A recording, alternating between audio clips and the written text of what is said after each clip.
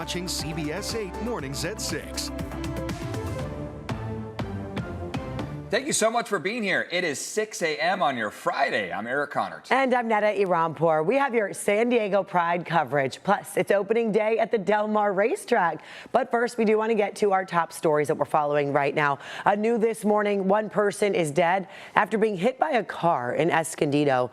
It happened at 9:30 last night, just after 9:30, in the 1600 block of South Maple Street. You're seeing video of investigators on scene there.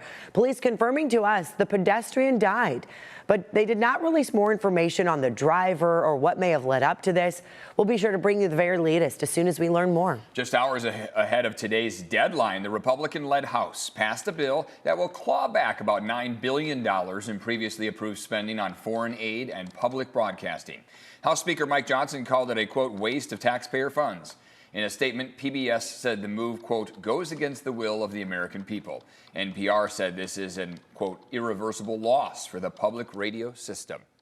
This morning, the Centers for Medicare and Medicaid Services have a new agreement with Homeland Security as the Trump administration steps up immigration enforcement. That's according to the Associated Press, which is reporting the database will share names, addresses, birth dates, and Social Security numbers of Medicaid recipients with ICE. For now, ICE cannot download the data, and the agreement lasts until September 9th. If you're here undocumented, if that information gets to ICE, you're essentially facing deportation potentially. If you're using someone else's information to get the benefits, you could be facing fraud. Last month, Homeland Security Assistant Secretary Tricia McLaughlin said President Trump is committed to protecting Medicaid for eligible beneficiaries. All right, hey, we're getting ready for San Diego Pride, the parade, and the festival this weekend. Yeah, a lot to happen this weekend. A lot of people will be right there. CBS 8's Evan Narani live in Hillcrest. You're there to give us a preview of the celebration. I love the shirt, Evan, in full rainbow spirit. Exactly. And I mean, the energy is up here in Hillcrest. We're going to start to see a lot of people traveling these streets over the next 24, 48 hours or so as Pride festivities begin across our county, especially here in Hillcrest. So we're at Ortega's this morning. This is going to be a center. We're on 3rd and University, center of a lot of the activity in the area. We know that the parade is going to be happening on Normal and University. It's tomorrow morning, 10 a.m. Anyone can be there to celebrate. And then if you want to be a part of the festival, the Pride Festival, that's taking place in Balboa Park for both Saturday and for Sunday. But take a look. Already, things are getting built in terms of the energy out there. Spirit of Stonewall Rally taking place from 6 to 7. The parade is going to be from about 10 to 3. And you, if you maybe don't want to be out there with all the crowds, can live stream it as well. Just download the free CBS 8 app and you can live stream the entire parade. I'll be out there, Marcella will be out there, Carlo will as well, and so much of our CBS 8 team will be walking in that parade as well. This is some of the video that we saw from last year. I mean, the energy is palpable. It's such an exciting event for so many people to get to celebrate. Hundreds of thousands of visitors usually expected here on the streets of Hillcrest. So we know that this morning there are a lot of people who are visiting maybe San Diego for the first time. And if you are, we are shaping up for a very, very nice weekend out there. You might have noticed some wet weather that we saw over the course of the last about 24 hours or so. It was mainly across our mountains. However, along the coast and inland, we also saw some of those showers. So we'll be out here giving you live weather. If you're in the Hillcrest area, come over to Ortega's and say hello, say good morning to us. We've got our team out here excited about Pride. And if you want to, you can do the same thing tomorrow on Normal and University, right where that massive Pride flag is. We'll be right under it, giving you that latest coverage of the parade as well. We want to send things over to Chris Groh. He's got the latest on what safety precautions are being taken ahead of Pride this year. Good morning, Chris. Yeah, good morning, Evan. You couldn't have put it out any better. There are going to be thousands upon thousands of people here in San Diego for this weekend alone for Pride festivities. And so with that, as you might imagine, there are going to be some bad actors who are targeting those who might be distracted by the fun, by the celebrations that will be going on. And so San Diego Police Department, as well as even some of the businesses, want you to be aware. They want you to stay vigilant. In fact, one of the biggest things that they say takes place during this time of the year is theft, pickpocketing, people getting their phones taken, their wallets taken. We spoke with actually Gossip Girl here in Hillcrest, who says that when they have lines here during Pride, they are 2 to 3 hours long to get inside. And then once inside, what they have seen is that a common theme is that people need to guard their phones. One year, the bar reported 76 stolen phones. So now staff post warnings, they make hourly announcements to raise awareness to make sure that you have your phone with you.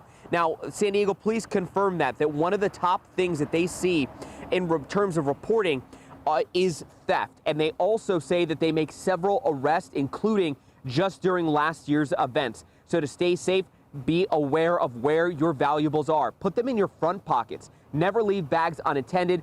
And they also warn that it is up to you as well as your friends group to stay vigilant. Take a listen. Theft from the person of another is a felony, and that was done because of the potential for a violent confrontation if I realize you're taking something from my person. So it is a felony, and if we catch you, you will go directly to jail. No matter the amount. No matter the amount. The other thing that they want people to stay vigilant about is drink tampering. If, again, you're offered a drink from a stranger that you don't know and makes you feel uncomfortable, do not take it. If you have your own drink, make sure that you are keeping an eye on it, and do the same for your friends as well, too. That's some other good tips from the San Diego Police Department. But for now, we're going to send things back to you, Evan.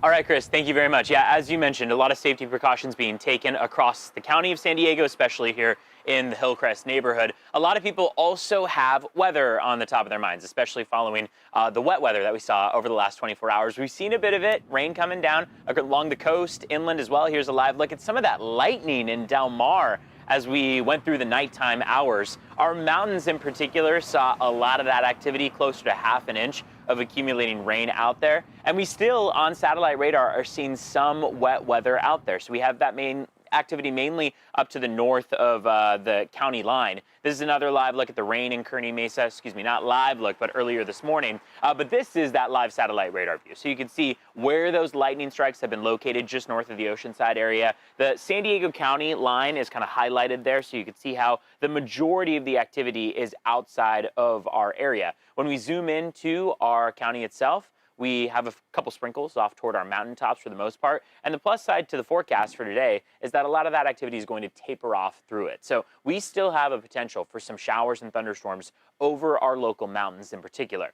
And there's always the potential that if showers and thunderstorms originate over the mountains, that they start to push maybe toward the inland valleys or toward the coastline. That's going to be our main chance for any wet weather in the forecast over the course of the weekend, because by the time we get to tomorrow, we're actually back to mainly dry skies in San Diego County. There's going to be a small potential for a couple remaining mountain showers, but it's doubtful that they'll produce anything that actually impacts the weekend closer to the coast and inland. Current temperatures out the door right now, because we've got a fair layer of clouds out there, are mostly in the 60s. Yesterday we had upper 50s across areas like Ramona, Julian, Alpine. Instead, we're at 60 right now for Ramona and Julian, 64 for Encinitas, and 68, that urban heat island in downtown San Diego. When you look at your weekend beach forecast, celebrating Pride out there, 74 on Saturday, 73 on Sunday for your afternoon high temperatures. Really couldn't ask for a better Pride weekend. The question that a lot of people ask as we head into Pride is whether or not we'll see the sun, because for the last couple months in the morning hours,